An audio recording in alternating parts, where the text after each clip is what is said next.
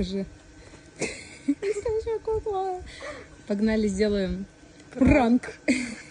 Покажи еще раз. Просто как настоящая.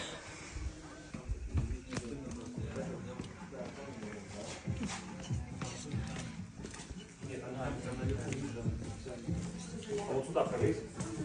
Артём, возьми. Вот это поворот!